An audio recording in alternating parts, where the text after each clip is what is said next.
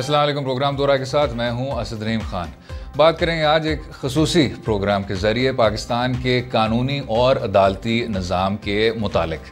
अब इसके जो बुनियादी मसाइल हैं उनसे हर शहरी आगाह है।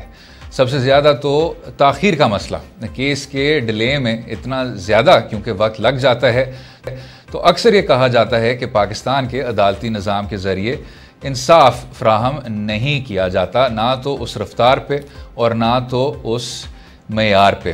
साथ में जो पिछले 10 साल एक तरह से एक तहरीक देखने को मिली 2007 के बाद से अदालत की बहाली से ताल्लुक़ रखती थी। उसके बाद जुडिशरी का ना सिर्फ ख़बरों से ताल्लुक़ ज़्यादा से ज़्यादा संजीदा देखने को मिला, लेकिन दूसरी जानिब जो कानूनी तज्ज़ियाकार हैं वो भी कहना शुरू हो गए कि अब क्योंकि चाहे वो लॉयर्स मूवमेंट हो, चाहे अदलिया की बहाली हो, चाहे आम शहरियों के बुनियादी हकूक़ के मुतालिक डिस्कशन हो, जब इस तरह की कॉन्स्टिट्यूशनल लिटरेसी हो और इस तरह के कानूनी अवामिल को तरजीह दी जाए तो अदालती निज़ाम में भी बुनियादी इस्लाहात किए जाने चाहिए। अब उन इस्लाहात के बारे में और जो फ़िलहाल मसाइल हैं उनकी जो बेहतरीन डायग्नोसिस हो सकती है और हल हो सकता है, उस पर बात करने के लिए हमारे साथ हैं। और ये बहुत बड़ी बात कि उन्होंने हमारे लिए अपना कीमती वक्त निकाला। जस्टिस रिटायर्ड नासरा इकबाल साहिबा हैं, किसी तारुफ के मोहताज नहीं। थैंक यू सो मच, आपने अपना वक्त हमें दिया। साथ में साबिक attorney general for Pakistan Irfan Qadir sahab, always a pleasure to have him on this particular show.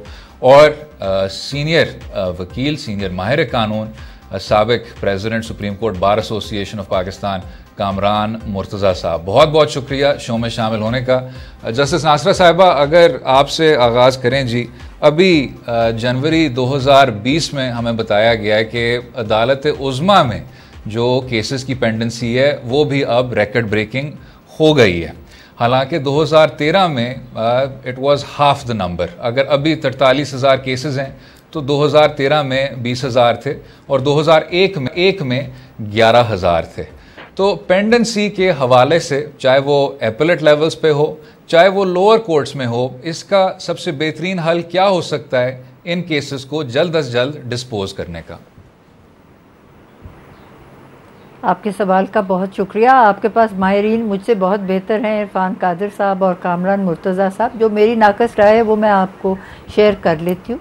एक तो बात यह है कि आबादी बहुत ज़्यादा बढ़ गई है, उसके साथ तनाज़ात बढ़ गए, वकला की पॉपुलेशन बहुत बढ़ गई है, इसलिए बहुत सारे मैटर्स आ जाते हैं जो शायद पहले नहीं थे आते, इसलिए जो तादाद है केसेस की वो भी बढ़ गई है।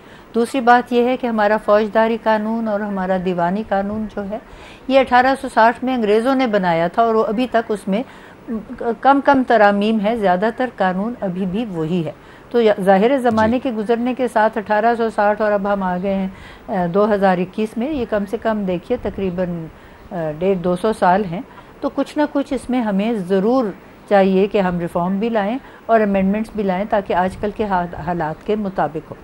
एक और बात यह है कि जैसे मैंने आपको बताया कि वकला बहुत ज़्यादा हो गए, लेकिन उनमें वो इस तरह का केसेस को निपटाने का कोई, शायद मेरी अपनी बरादरी है, मुझे ये बात करनी नहीं चाहिए, वो नहीं है, क्योंकि अब ये नया एक रस्म निकली है कि हर पेशी की अलहदा फ़ीस ली जाए। जब मैं प्रैक्टिस करती थी तो मैं आपको बताऊं, मैं तो सुप्रीम कोर्ट में 33,000 फ़ीस लेती थी। अब ये तो मजाक समझते हैं। आज ही मैं किसी वकील से पूछ रही थी, वो कहने लगे जी 30,000 तो मैं इस्लामाबाद जाने के लेती एक पेशी की। बात यह है कि एक लंप सम होना चाहिए और फिक्स करना चाहिए बार काउंसिल को कि क्या है जो कि फ़ी है एक केस की और वो कौन सी अदालत में है। और जब तक ये नहीं होगा तो मनमानी एक तो फ़ीसें ले जाती हैं, साइलों के जो है उनके लिए बहुत मुश्किल होती है। फिर ये है कि एक साइड ने तो केस जीतना है और नज़र आ जाता है इम्कान क्या है, तो जिस साइड को इम्कान है कि उन्होंने हारना है वो एडजर्नमेंट और इल्तवा लेते रहते हैं। उसका नतीजा ये इल्तवा में पड़ जाते हैं मामले, तो इसमें अदालत के पास तो कोई चारा नहीं होता। अब मैंने देखा है कि खोसा साहब ने नया शुरू किया था कि वो ऑनलाइन केसेस को कह रहे थे कि अगर वकील नहीं है मौजूद, किसी दूसरे डिस्ट्रिक्ट में है या किसी और जगह में है, तो वो ऑनलाइन जब उसकी बारी आई तो केस को आप आर्ग्यू कर सकते हैं। और जो कॉज लिस्ट है वो तो ऑनलाइन होती ही है। हर वकील का ये जिम्मा है कि उसको पता हो कि उसकी कॉज लिस्ट में कहाँ है नाम और किस वक्त आने का इम्कान है, उस वक्त वो अपने आप को अवेलेबल करे, ऑनलाइन अवेलेबल करे। अब तो देखिए ना, वीडियो जैसे मैं आपसे बात कर रही हूँ, ये सब कुछ मुमकिन है। और ये मैं समझती हूँ शायद हमें ये जो आया है कोरोना, इसकी वजह से कुछ ज़्यादा इसमें बेहतरी आ गई है। तो कोई अमर माने नहीं है कि जो हमारी जुडिशल प्रोसेस है इसमें ये जो बहुत ज़्यादा केसेस पाइल अप हो रहे हैं ये कम हो जाए। रिफॉर्म्स करें हम जुडिशल या लीगल रिफॉर्म्स, उसके साथ हम ऑनलाइन इस्तेमाल करें और इल्तवा की गुंजाइश ना छोड़ें। बिल्कुल ठीक। इरफान कादिर साहब, सेम क्वेश्चन सर, क्योंकि मसला भी बहुत ज़्यादा बुनियादी है। अभी जस्टिस नासरा साहिबा ने जिक्र किया खोसा साहब के वक्त जो ऑनलाइन हियरिंग्स का एक सिलसिला शुरू किया था। साथ में सर आपने ये भी ज़रूर देखा होगा कि जो फौजदारी के केसेस थे उनको काफ़ी हद तक अदालत उज़्मा ने डिस्पोज ऑफ कर दिया था। और अब सवाल ये उठ रहा है कि क्या वो तरजीह सिविल केसेस को क्यों नहीं दी जा रही और इस नंबर में इस तरह इजाफा क्यों हुआ चाहता है? किस तरह देखते हैं जनाब? देखें, ये जो ऑनलाइन की बात है वो एक सेपरेट बात है। वो तो ये है ना जी कि बेसिकली ऑनलाइन और not online, regardless of that, फैसला जो है जजेस ने करना है और बहस वकीला ने करनी है, और दोनों तरफ हमें कॉम्पिटेंट लोग चाहिए। अनफॉर्चुनेटली जजेस को अगर आप गौर से उनका मुवाजना करें तो एक तो वो जज साहब हैं जो कि दिन में 30 केस डिसाइड कर देते हैं, पूरी जजमेंट्स लिख देते हैं। आप अगर उनकी अंग्रेजी पढ़ें तो अंग्रेजी पढ़ के अंदाजा हो जाता है कि उनको लैंग्वेज पे भी कमांड है, उनको लॉ पे भी कमांड है। उनकी खिलाफ अगर कोई अपीलें फाइल होती हैं हाई कोर्ट की किसी जज के खिलाफ सुप्रीम कोर्ट में, तो वहां भी बाय एंड लार्ज उनके फैसले मेंटेन हो जाते हैं। कामरान मुर्तज़ा साहब, आपने सर अभी बात सुनी इरफान साहब की, जस्टिस नासरा साहिबा की। इसमें जो बार एसोसिएशन का रोल है आपने करीब से देखा हुआ है। जब बार बार ये मसला वाज़े होता है कि चाहे बार एसोसिएशन की रेगुलेशन हो या चाहे वकला का एक तरह से रुझान हो कि हमने एडजर्नमेंट्स लेनी है, तारीखें लेनी है, क्लाइंट चाहता है कि जी केस को ज़्यादा से ज़्यादा स्ट्रेच किया जाए, तो इन तमाम अमूर को सामने रखते हुए क्या बार एसोसिएशन को अपना किरदार अदा करना चाहिए रेगुलेशन के हवाले से? सर किरदार अदा कर, सिर्फ बार एसोसिएशन नहीं है, कसूर यकीनन हम वक्ता का भी है, कसूर यकीनन जजों का भी है,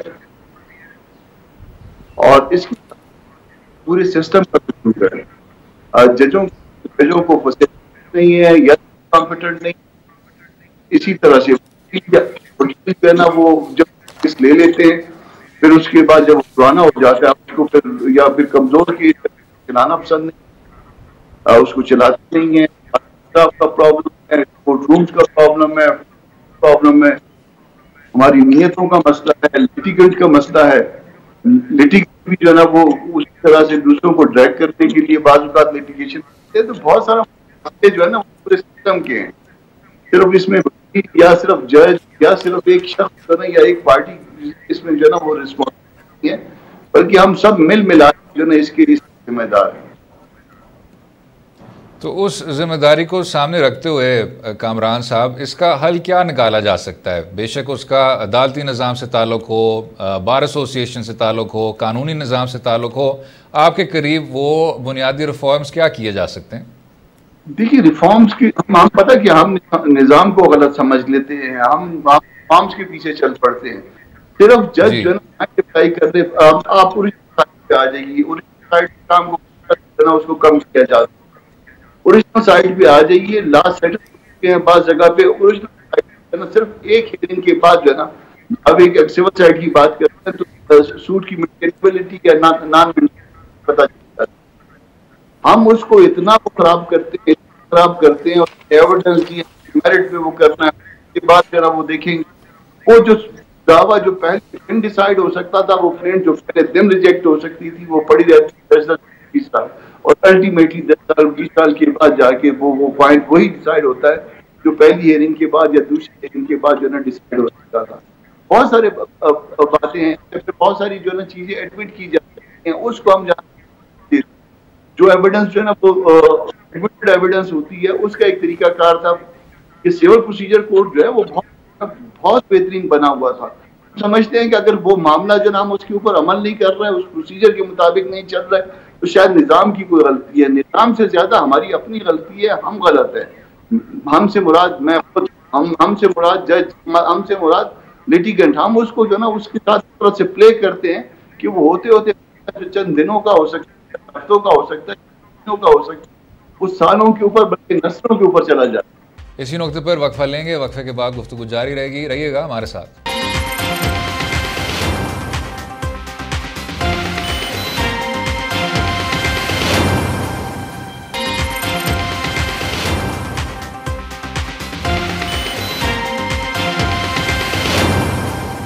वेलकम बैक टू दो राय। बात हो रही थी कानूनी और अदालती निज़ाम के मुतालिक बुनियादी इस्लाहात की। जस्टिस नासरा साहिबा, कामरान साहब ने एक दिलचस्प नुक्ता उठाया। उन्होंने कहा आप ज़रा निज़ाम से हट के अगर बात करें बेसिक जो आपके मॉरल तरजीहात हैं, तो ना सिर्फ ज़ाती लेकिन अखलाकी मसाइल भी सामने आते हैं। इशू नीयत की होती है, इशू एक मॉरल सेंटर का होता है, तो उसको आप किस तरह देखती हैं? क्या ये मसला समाज से ताल्लुक़ रखता है?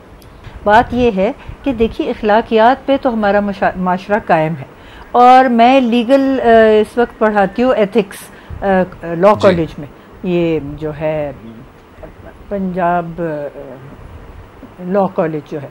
लेकिन बात यह है कि माशरे से ही वकला भी आते हैं, माशरे से ही जज भी आते हैं। जो माशरे का इस वक्त इखलाकी निज़ाम है, आप देखें कि हालांकि ये हम तीसरी पार्टी को आजमा रहे हैं, दो पार्टियों को हम पहले आजमा चुके हैं, मंशूर कुछ होता है करते कुछ हैं, और जो करप्शन है हमारे माशरे में वो कम नहीं हुई। तब्दीली जो है उसमें कम होने का मैंने कोई असर नहीं देखा, बल्कि ज़्यादा हो गई और ढकी छुपी ज़्यादा हो गई है ताकि पता ना लगे, और कहते हैं महंगाई ज़्यादा है इसलिए रेट भी बढ़ गया। तो ये जो सारी सूरत हाल है, इसके लिए अखलाकियात में यकीनन वकला का भी हाथ है, और मैं समझती हूँ कि जज भी मार से नहीं आते। लेकिन जो आपने सवाल उनसे किया था ना, आपने बार एसोसिएशन का पूछा था, इसमें क्या किरदार है? बार एसोसिएशन तो एक क्लब की तरह है, वो कॉज लिस्ट वगैरह देते हैं और आपस में बैठते हैं, बार रूम शेयर करते हैं। बार काउंसिल जो है, पाकिस्तान बार काउंसिल जो है, वो सुप्रीम कोर्ट्स के कवायद और जवाबित जो है कि वहाँ क्या होना चाहिए कॉन्डक्ट वकला का, वो करते हैं रेगुलेट। और हाई कोर्ट में जो पंजाब बार काउंसिल है वो करती है, या जो भी कोर्ट है उसके हवाले से उस सूबे की बार काउंसिल करती है। तो बार काउंसिल की जो रेगुलेशन है उनकी इन्फोर्समेंट भी बार काउंसिल नहीं करनी। बदकिस्मती हमारी ये है कि ये जो वकला की तादाद बढ़ती जा रही है, इनका मयार जो है इसको इम्प्रूव हम नहीं कर सकते, क्योंकि बार काउंसिल इन्हीं से तो वोट लेके बनती है, और वो कोशिश करते हैं कि ज़्यादा से ज़्यादा वकील बन जाए। किसी की डिग्री जाली है और वो उसके ऊपर किसी ने कंप्लेंट दी है, और ये बात अगर यूनिवर्सिटी के लेवल तक भी गई है, तो बार काउंसिल जो है इसको बड़ी नरमी से और रिलैक्स करके है इसका कि जब इतने साल हो गए हैं ये तो लिमिटेशन में आ गया है, ऐसा हो गया। हमें तादाद वकला की उस हद तक रखनी चाहिए जहाँ पे जो अखलाकी तौर पे जिनका मयार और जिनके बारे में वो जानते हैं कानून के बारे में वो आएँ, और जिनकी अपीयरेंसेस साल में 10 केसेस ना हो एक साल में जिस वकील की, इसका मतलब है वो तो वकालत कर रहा है सिर्फ एक सियासत के तौर पे, तो उनको बुलाया जाए, शो कॉज नोटिस दिया जाए, और अगर वो सेटिस्फैक्ट्री एक्सप्लेनेशन नहीं दे सकते उनका लाइसेंस सस्पेंड करें, और उनका लाइसेंस तब रिस्टोर करें जिस वक्त वो ये इस बात का यादा करें कि अच्छा जी अगले साल हम इंशाल्लाह कम से कम महीने में एक केस तो करेंगे। बिल्कुल ठीक।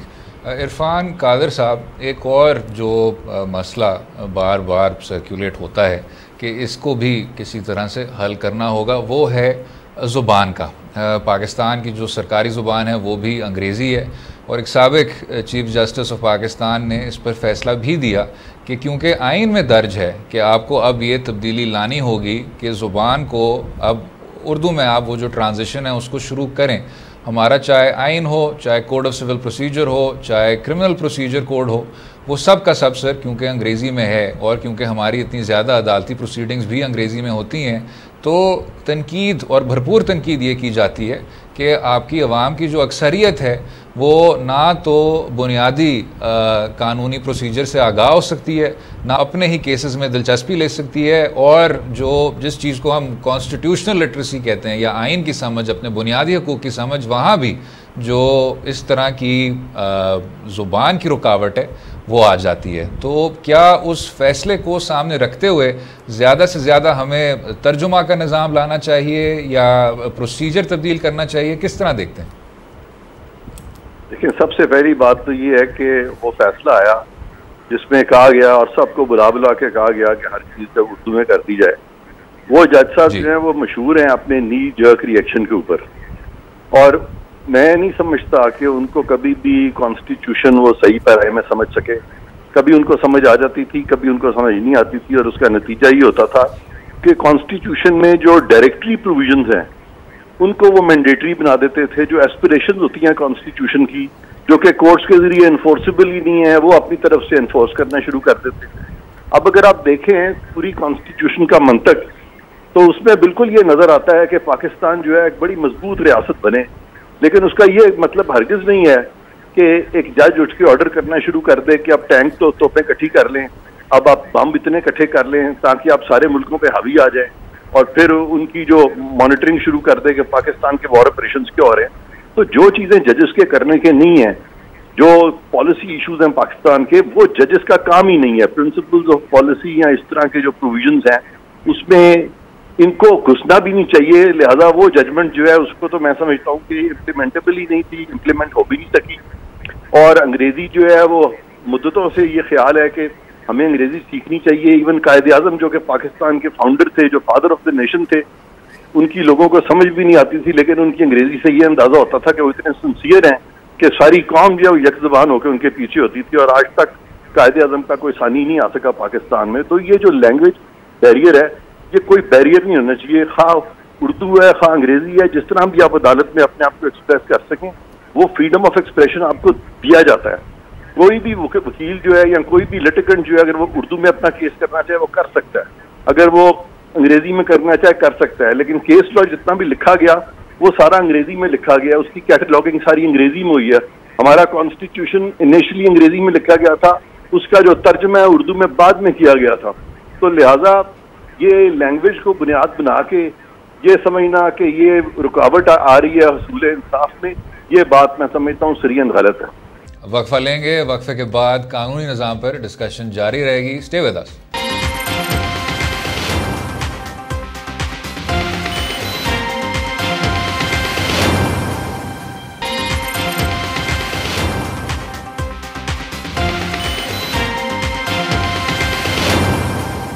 कामरान साहब, इसी डिस्कशन को आगे बढ़ाते हुए इरफान साहब ने अभी टच किया कि अदलिया को भी अपने दायरे इख्तियार में रहना चाहिए और जो उनके इख्तियारात हैं वो भी एक तरह से महदूद हैं and defined in the constitution.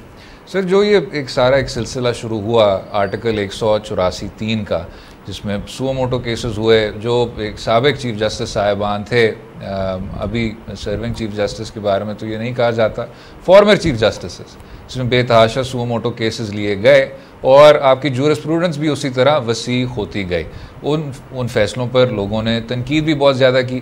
तो कामरान साहब क्या राय रखते हैं सर, जो साबिक चीफ जस्टिस साहब का भी कहना था कि 184(3) हो, ओरिजिनल दायरा इख्तियार हो, यहाँ भी इख्तियारात को रेगुलेट होना चाहिए, किसी कायदे किसी कानून के तहत होना चाहिए, क्या राय रखते हैं? देखिए, यहाँ पाकिस्तान की प्रॉब्लम इस है कि हम हमेशा जो ना अपने हिसाब से बढ़ते हैं। इस बदलिया का मसला या किसी एक फॉर्मर चीफ जस्टिस का मसला नहीं, बहुत सारे अदालत है और हम हमेशा जो है दूसरे डोमेन में जाने की कोशिश करते हैं। हमारे बादशाह सलामत होता है और हम वो बादशाह सलामत बनते हैं, बनने की कोशिश करते हैं और इसी कोशिश में जो ना हम बात करते हैं, खराब करते हैं, निज़ाम का जो ना बेड़ा करते हैं और निज़ाम का यकीनन जो ना, क्योंकि अदालती हवाले से बात हो रही है, इस निज़ाम का भी बेड़ा तरह से किया गया कि हर मामले में 100 फोटो, हर मामले में 100 फोटो, और वो है उसका स्कोप इतना महदूद हो जाता है कि कोई अपील भी नहीं है। और अगर रिव्यू फाइल करेंगे तो आप उसी बैंक के सामने फाइल करें, और जहाँ किसी ने माइंड मेकअप कर लिया तो उसमें जो है वो जाहिर केस नहीं करेगा।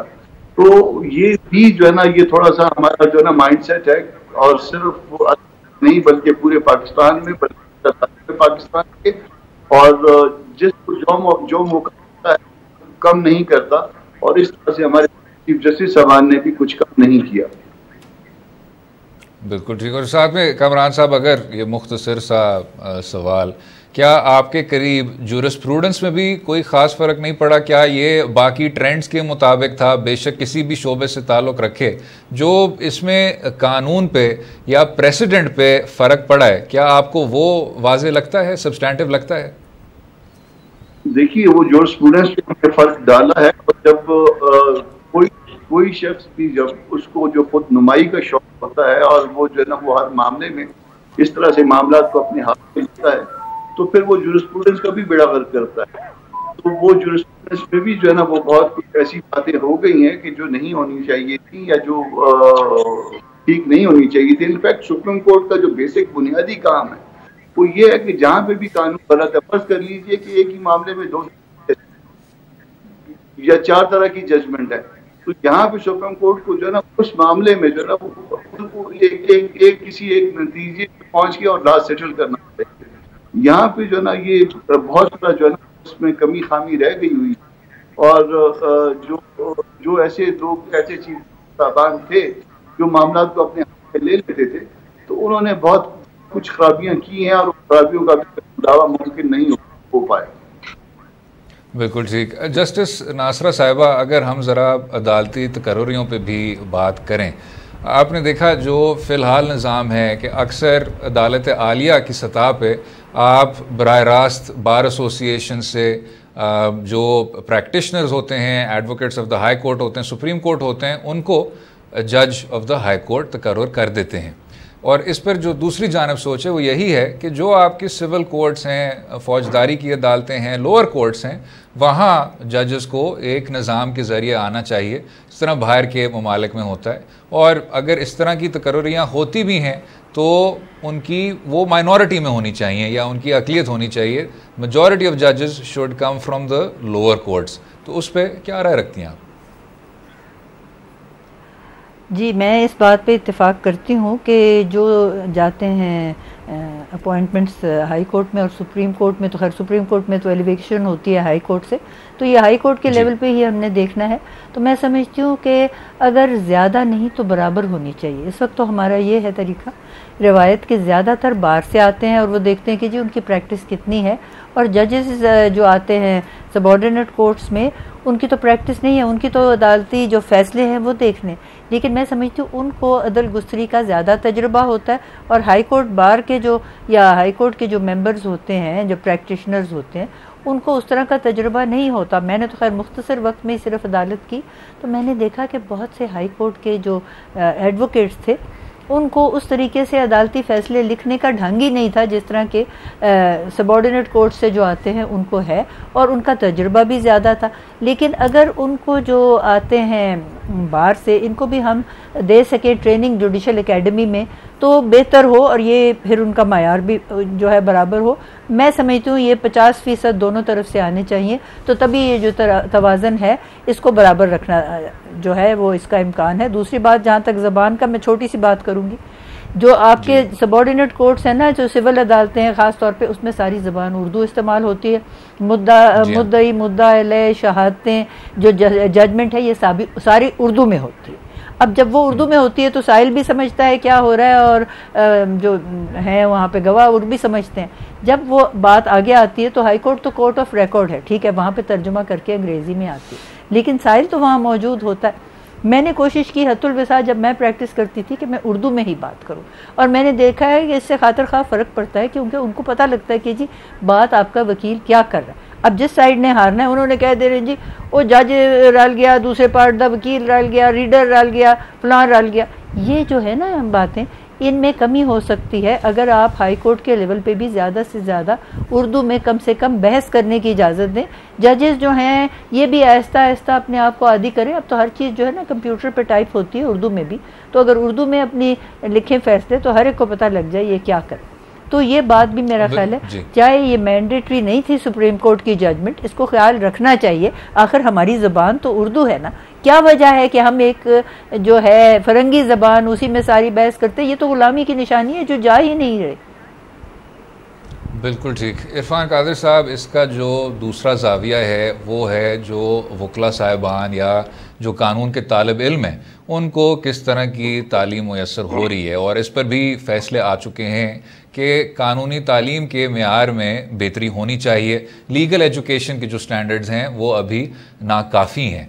तो उस पर सर जो एक तरह से एक नुक्ता बार बार उठता है कि आपके जो लॉ कॉलेजेस हैं, fly bye night law colleges sir, उनका कोई उस तरह की ना तो उनकी शनाख्त होती है, ना उस तरह की प्रेस्टीज होती है, उस वजह से क्योंकि आपके लॉ ग्रेड्स में इतना ज़्यादा इजाफा हो रहा है, तो ना तो कानूनी तालीम का वो मेयार है और ना तो जब वही वकला साहिबान फिर प्रैक्टिशनर बनते हैं तो उसमें उस तरह की जो उनकी परफॉर्मेंस होती है वो भी तसल्ली बख्श नहीं होती।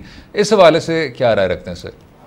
मैं समझता हूं कि इसमें हम एजुकेशनल इंस्टीट्यूशंस को मुर्द इल्ज़ाम नहीं ठहरा सकते, ठहराना भी नहीं चाहिए, क्योंकि हमारे पास बहुत से हैं यंगस्टर्स हैं और लॉयर्स हैं जो कि बड़ी अच्छी यूनिवर्सिटीज से पढ़े हुए हैं और अगर आप तकर्रियाँ जो हैं जजेस की मेरिट पे करेंगे तो डेफिनेटली वो अच्छे लोग जो हैं वो आप उनकी शनाख्त कर लेंगे, वो आइडेंटिफाई हो जाएंगे और मेरिट पे उनकी अपॉइंटमेंट्स हो सकती हैं। लेकिन सबसे बड़ी बात यह है कि अदलिया की बहाली के बाद हम देखते हैं कि यहाँ पे बहुत सारे जजेस ने कहा कि अब यहाँ पे एक चेन ऑफ कमांड है और चीफ जस्टिस जो है वो हमारे कमांडर हैं।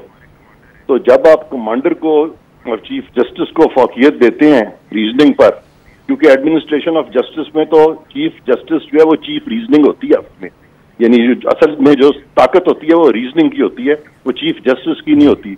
लेकिन जब आप रीजनिंग से बलाए ताक इस तरह के कॉन्सेप्ट ले आते हैं, चेन ऑफ कमांड और एक फर्द वाहिद को इतना पावरफुल कर देते हैं कि मैं खुद भी जुडिशल कमीशन में रहा हूँ, मैंने बहुत सारी मीटिंग्स अटेंड की हैं और वहां मैंने देखा है कि चीफ जस्टिस जो थे उनका पलड़ा इतना भारी होता था, उनसे जजेस भी घबराते थे और अगर उनसे थोड़ा सा डिसएग्रीमेंट भी होता था तो फौरन वो उनके साथ अपने आप को अलाइन करते थे, क्योंकि खतरा ये होता था कि चीफ जस्टिस के पास कोई भी पिटीशन अगर कोई केस चला जाता है तो चीफ जस्टिस का प्रेरोगेटिव है कि वो बेंचेस कॉन्स्टिट्यूट करे। और ये देखने में आया कि जब भी कोई जजेस को निकालना होता था तो स्पेशल बेंचेस कॉन्स्टिट्यूट कर दिए जाते थे, अपनी मर्जी के जजेस बिठा दिए जाते थे। नतीजा ये था कि जजेस जो थे वो किसी भी डिसीजन मेकिंग में, जिस तरह के जुडिशल कमीशन ऑफ पाकिस्तान की डिसीजन मेकिंग है या लॉ कमीशन या दूसरे जो बहुत सारे जो एडमिनिस्ट्रेटिव इनके जो फंक्शंस होते हैं जजेस के, वहां पे भी बाकी जजेस जो हैं वो चीफ जस्टिस को पूरी तरह से सर तस्लीम खम हो जाते थे और वहां पे जो एक हेल्दी डिसएग्रीमेंट होता है जिससे कि एनालिसिस होते हैं या जिससे कि थिंकिंग रीजनिंग सामने आती है, वो सारी चीज नहीं आती और उसकी वजह से ये जो फर्द वाहिद की कल्ट की तरफ चल पड़े, क्योंकि लॉयर्स मूवमेंट का एक मकसद था, वो एतजाज एहसन साहब से भी मेरा कई दफा डिस्कशन हुआ, वो कहते थे हम किसी फर्द वाहिद के साथ नहीं हैं, हम इंस्टीट्यूशन के साथ हैं। लेकिन नतीजा यही निकला कि वो अग्रेंडाइजमेंट अगर हुई तो एक फर्द वाहिद की सारी चीजें और उसमें इंस्टीट्यूशन जो है बाद में इन्हीं लोगों ने, ये जो रुए रुआ थे इसकी लॉयर्स मूवमेंट के, इनको खुद कहना पड़ा कि वो मकासद जो हम अचीव करना चाहते थे लॉयर्स मूवमेंट से वो बिल्कुल हासिल नहीं हो सके। तो वो क्यों नहीं हासिल हो सके? वो इसीलिए हासिल नहीं हो सके कि जो करने वाली चीजें थी, जिस तरह के अपॉइंटमेंट्स जो हैं जजेस की, वो मेरिट पे होनी चाहिए थी, तो मेरिट की बजाय उन लोगों की हो गई जो कि किसी ना किसी को जानते थे, किसी ना किसी से उनका ताल्लुक था। हाँ, मैं ये नहीं कहता कि सारी अपॉइंटमेंट्स जो हैं वो डीमेरिटेड थी या मेरिट, कुछ अपॉइंटमेंट्स मेरिट पर भी हुई, लेकिन वो जो मेरिट पे वो भी इसीलिए अपॉइंट हुए कि वो किसी ना किसी से उनका कोई ताल्लुक था। कितना ही अच्छा होता कि अगर वो मेरिट पर अपॉइंट होते और उनको ये पावर कराया जाता कि आप किसी के ताल्लुक की वजह से नहीं हुए बल्कि आप मेरिट पे हुए। ये इस कल्चर जो है ये अभी तक हम पाकिस्तान में नहीं ला सके और जब तक ये कल्चर हम नहीं लाएंगे स्ट्रिक्टो सेंसो तब और जुडिशल अपॉइंटमेंट्स कमजोर रहेंगी तो बैकलॉग भी होगा, फैसलों में इनकंसिस्टेंसीज भी होंगी, जूरिस्प्रूडेंस भी नहीं डेवलप करेगी। और मसला आप देखें एक जज जो कि केस को समझता है और अच्छा फैसला देता है, उसके बरक्स बहुत सारे जजेस जो हैं वो उस तरह से उनमें कैपेसिटी नहीं है टू एनालाइज, वो कॉम्पिटेंसी नहीं है। नतीजा क्या निकलता है कि तजादात का शिकार हो जाती है आपकी जूरिस्प्रूडेंस, और जब हायर कोर्ट्स की जूरिस्प्रूडेंस तजादात का शिकार हो तो नीचे वाले कोर्ट्स जो उनको समझ ही नहीं आएगी कि हमने कौन से प्रेसिडेंट्स फॉलो करने और कौन से नहीं करने, और सारा आपका जो अदालती निज़ाम है उसका शराजा बिखर जाएगा। इसी नुक्ते पर वक्फा लेंगे, वक्फे के बाद गुफ्तगू जारी रहेगी, रहिएगा हमारे साथ।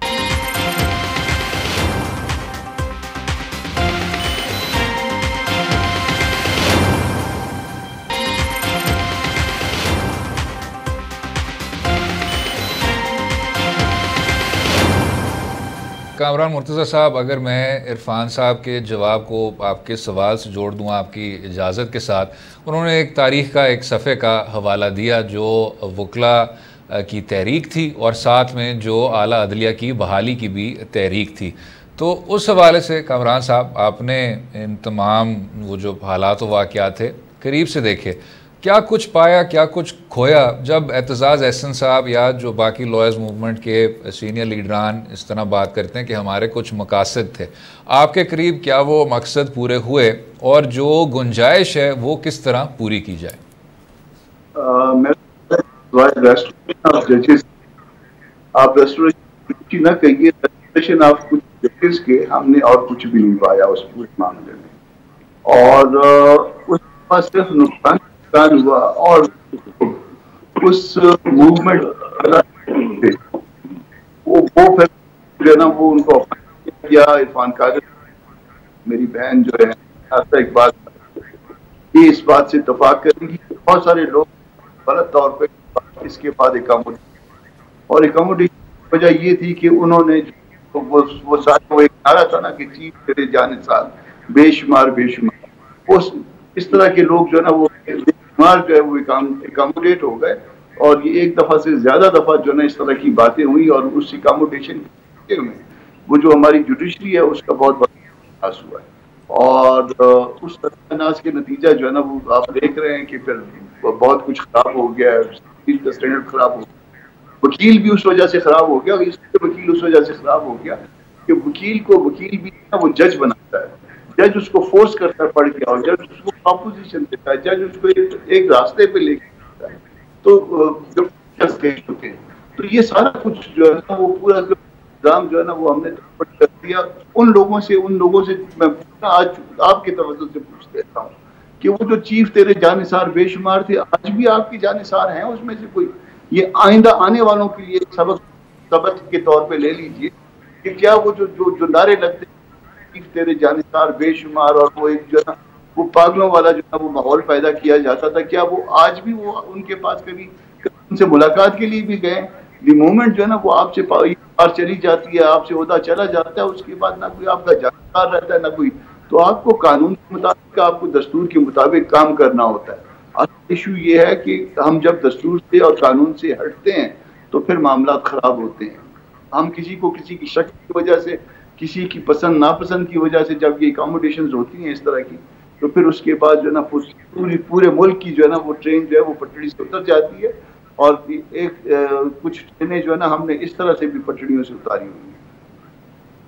बिल्कुल ठीक। जस्टिस नासरा साहिबा, अगर लॉयर्स मूवमेंट से ज़रा हट के वापस आम लिटिगेंट के मसाइल पर आपसे ज़रा सवाल करूं, जो एक बहुत संजीदा इशू है और ताल्लुक़ उसका अक्सर लैंड डिस्प्यूट से होता है, ज़मीन से होता है, और यहाँ जब चाहे वो एशियन डेवलपमेंट बैंक हो, चाहे मुख्तलिफ लीगल सर्वेज़ हों, जब इस तरह की मैस सैम्पलिंग करते हैं तो जवाब उनको बार बार वही मिलता है कि आम आदमी के केसेस की जो अक्सरियत है उसका गहरा ताल्लुक़ चाहे सिविल में हो चाहे क्रिमिनल में हो, लैंड से होता है, टाइटल के डिस्प्यूट से होता है, और इसको कंप्यूटराइजेशन के ज़रिए हल किया जा सकता है या मुख्तलिफ़ कानूनी मैकेनिज़म्स के ज़रिए हल किया जा सकता है। उस पर फ़िलहाल हम काबू नहीं कर पाए। किस तरह देखती हैं?